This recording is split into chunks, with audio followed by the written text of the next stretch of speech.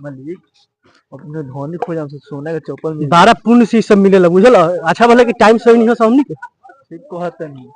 चल भगवान के अंश ना हो, ई हमार अंश हो। मुंशी हाँ मालिक। अब हिसाब किताब ठीक से करत रहनु। हाँ मालिक देखत तो नहीं है, सब हिसाब किताब ठीक होता है। कहीं गड़बड़ात नहीं खेनु ना सब ठीक बा। गड़बड़ाई तिनका से पूछ ली हो। ठीक बा। मनरी हाँ मालिक इसका बार बार भी जोर दर्द करता फिर दाब ना दो। एकदम दाब दे। दाबो।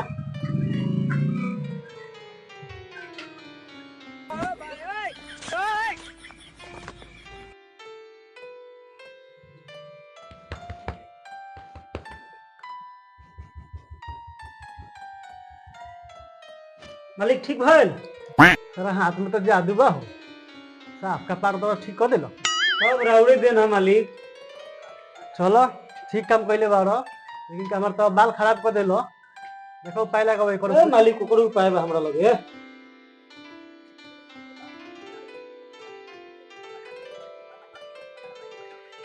देखी तो मालिक चकाचक हो गए।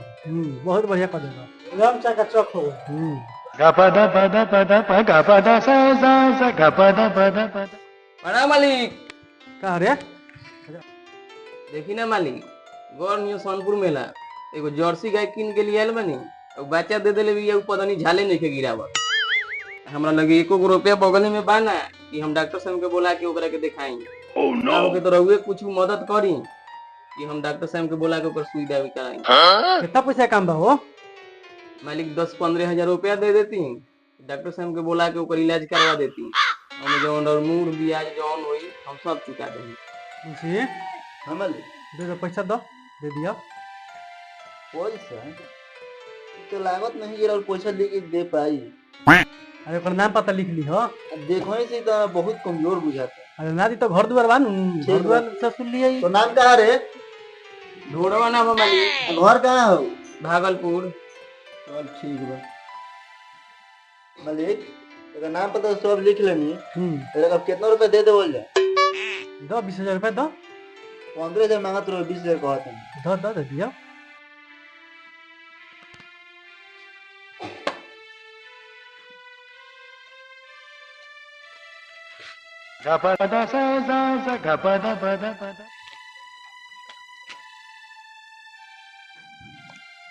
चढ़ा दे दे दो। 20,000। 20,000 चढ़ा दो, ले दे दे।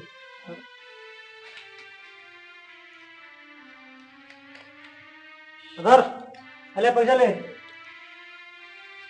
ठीक बा मालिक, पैसा तो हमरा के दे देनी, लेकिन डाउन एहसान हम जिंदगी भर ना भूलें। ठीक बा, आशीर्वाद दी मालिक। चल आई गरीब कहाँ से चले? हक के गाड़ धोले कि ना धोले होई? ले तो पानी लिया जल्दी। अच्छा साले गरीब जन के लात मरल हनु। तहरा के तो हम देह में गुना लगवनी तो हमरो नाम बनरिया ना। एगो गरीब के लात मारता रहे तो ले तो निकाल करा के। पानी आ गल, धो धो गुड़ धो। ठीक से धोइए, ठीक से। कहाँ कहाँ से चलल बा सनी। मालिक एगो बात कही। बोलो। ई बाकी ओकरा के लात मार के ठीक ना कहनी। काहे? मालिक रहुओ वही में के बानी, हमू वही में के बानी। बेट का मालिक रहुओ अमीर पैदा ना भरनी। कभी नहीं हो सकत। एकदम हो हम सकता कैसे कैसे हो जाम? एकदम आवे दी समय रोक हम सब बता दे मालिक। ठीक बा, समय के इंतजार करी मालिक। ये कहियो ना होई। कि गरीब के लात ना मारे के चाहत लख। ठीक बा, हम समय के इंतजार करत नहीं। ठीक है मालिक, जरूर बताए हम समय आई। ठीक बा। अच्छा मालिक, लाते मार के तो तू ठीक ना कइलो हो। यार 20,000 रुपया के ना हम पाद पता नहीं तो तू कहियो। कौन है? याद तो बरले बनी, कोनो बात नहीं। कहाँ से आते हैं?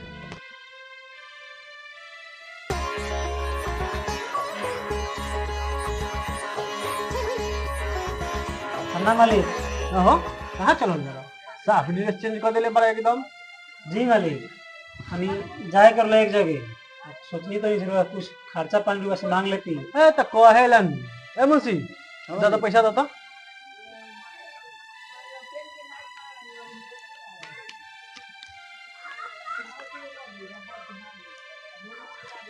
लो मालिक कितना दिन हुआ काम को नियाद लेकर मंगले रहनी, कुछ और दे दिन दादा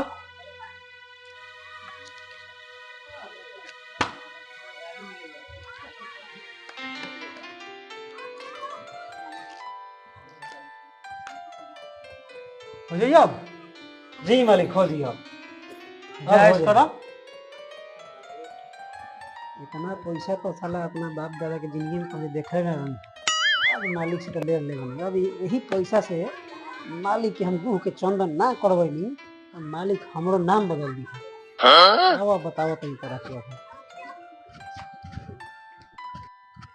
मालिक हम्म, एगो हमरा बात ना बुझाएल बा। बोलो।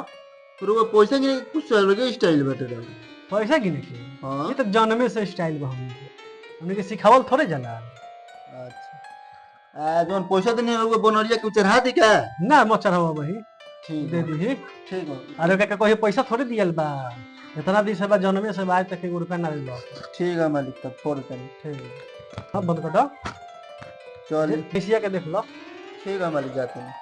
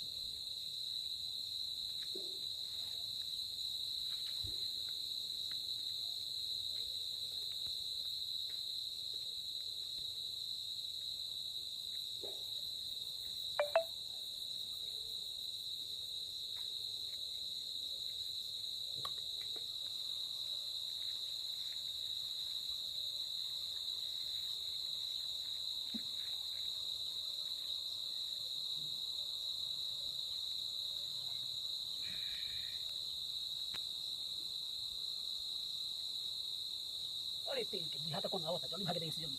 ना चोरी पकड़ा जाए।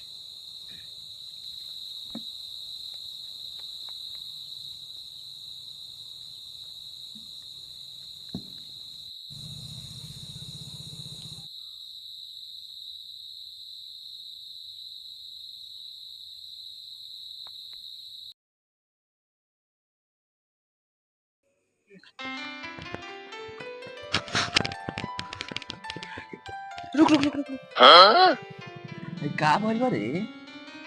और नहीं के पता भई का भइल बड़ी। बैठ के देखता बहुत अच्छा महकता। अरे भइयो ठीक कह तारी, अच्छा महकता। है देख ना सोना के चप्पलो बाटे। अरे भइयो लागता कि कोनो भगवान प्रकट कइले बान का। काहे कि इतना तो बड़का चप्पल आदमी के ना होला। बुझात त बाटे। और वो सोना के। हाँ देख के काम कर जाओ। चल लोग से कहल जाओ। ठीक बा। सब आदमी के बुलावल जाई। कि लेके चल जाओ। ना चोरावे के ना। चलो सब आदमी से दिखा देगा। ओकरा बाद कोनो बात होई चलेगा। चलेगा चल, 4-5 आदमी के बुला के लिया चल जाओ। चल चल देखा ना आवत रहनी सन हमसे एगो सोना के चौपल कहाँ? काफी जो सुगंध आवत रहल वही तो रखा लखटे। आगा चलो, आगा चलो, आगा चलो, चलो चलो देख के आ जाओ।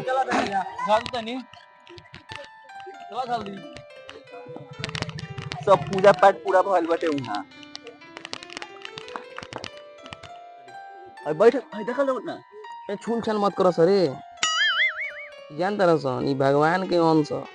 ये लागता ई भगवान छोड़ के गइल बारन कि लोग देखी तो पूजा पाठ करी हते हते चप्पल इंसान के ना होखे। और सोना के चौपल बा। हाँ ई हमरा लगता कि हबड़ाई में छोड़ के भाग गइल बारन। ठीक कहता रह तू। चपलवा बहुत बड़का बाटे। चलवा जंदर काहे ला बा। हो जबा उठा के चंदन कह के हेसे आशीर्वाद ले के बा। ओ खातिर छोड़ के गइल बारन। अच्छा ओ अब हमनी के पारा परी सब आदमी चंदन लगा के आशीर्वाद ले लेवे का। ठीक कहता रह। जा हो शुरू कर। पहले तू ही देख लो। हाँ तो पहले तू ही गोर लागो।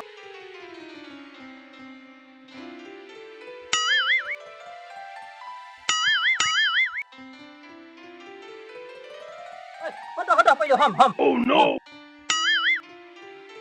बड़ा भाग से मिलेला ई कहियो मिली।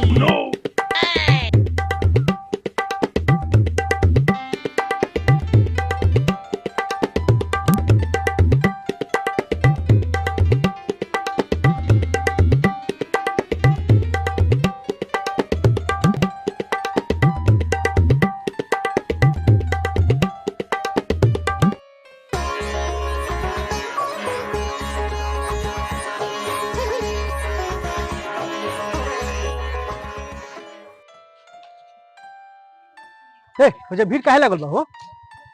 अरे मालिक जानते नहीं हुआ, भगवान ने कौन प्रकट बारे भगवान और भगवान में जो प्रकट बोल बा सोना के चप्पल बा, लोग लेके चंदन को के चप्पल से 2 बार मारा तो आशीर्वाद लेते हुआ। सही बात नहीं। बहुत सही बात बा, जाके एक बार देखे ना रुआ। चल तो मुझसे चल तो।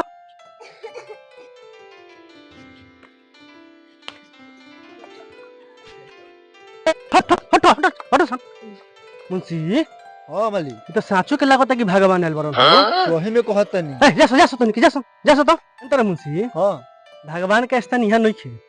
कहाँ बता मालिक? घरे बा अपना ले चले जाओ। ले चल उठाई। चलो तो पहले गोड़ लग ले तो। तो चप्पल खोल गोर लाएंगे मालिक, पहले चप्पल खोल के गोर लाएंगे।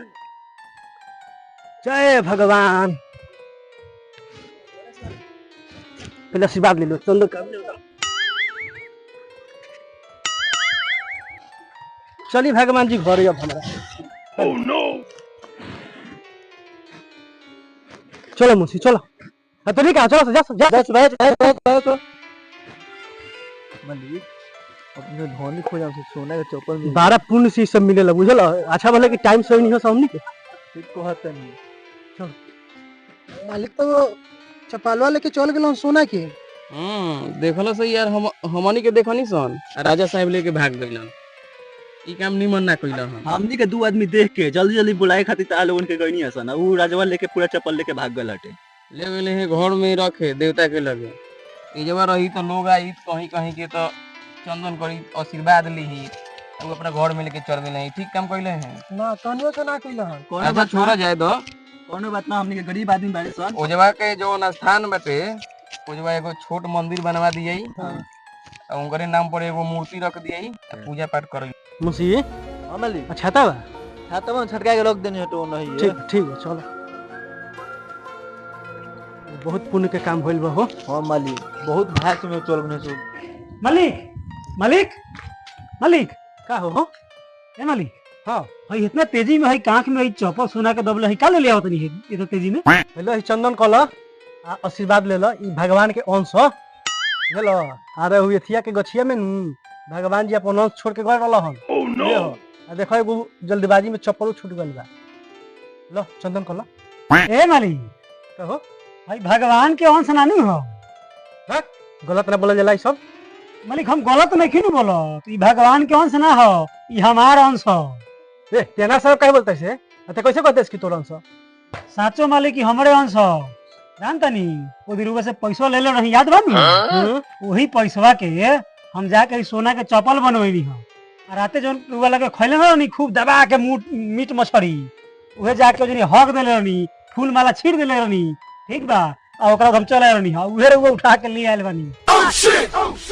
क्या करवा दिली से ते हमरा से ही साफी तो हमरा के एकदम गंदा कर देला। ठीक मछलिया पानी लिया।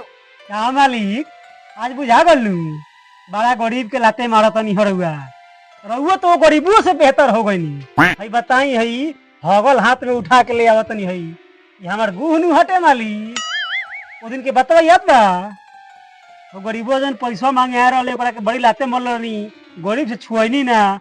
आज बन गनी कि ना रहुआ वही गरीब लेखा वो गरीबों से गल घर बन गई नी। अब बुझाइल नू रउरा गरीब में कोनो अंतर नहीं खे, धनी का अमीर से कोनो मतलब नहीं खे। समझ में आ गल आज? ठीक कहता रे बनरी आज ते हमारा आँख खोल देली। तो ना रहतीस न तो हमरा ये एहसास ना होती। बताओ अमीर गरीब का होला? कुछ ना होला। गरीबुआ उहे खाला अमीरुआ उहे खाला। अब 2 पैसा हो गला से आदमी अमीर थोड़े हो जाला। आज तोरा बात से हमरा ये एहसास हो गल कि आत्मा में संतुष्टि रहे के चाहिए। संतुष्टि बा तो सब कुछ बा, गरीब अमीर कुछ नहीं थे। बुझली जो तो बहुत बढ़िया काम आज कर देली सर, हमार तो आँख खोल देली। देख ले भैया अमीर गरीब कुछ ना होखेला, बस पैसा के घमंड कुछ लोग के होला। ये सब हम कहें कि अमीर गरीब के चक्कर में पड़ला के कोनो जरूरी नहीं है। अगर ये वीडियो अच्छा लगल होखे तो वीडियो के लाइक चैनल के सब्सक्राइब जरूर करी लगे। यही से बढ़िया लागल है तो 2-4 आदमी लगे भेजी लगे। क्या भाई जी रउआ लोग के कहानी के माध्यम से ये दिखावे के कोशिश करल बाटे कि अमीर और गरीब सब लोग एक समान बा, एमे कोनो भेदभाव ना करे के चाहिए। हमनी के वीडियो अच्छा लगे तो लाइक जरूर करी लो।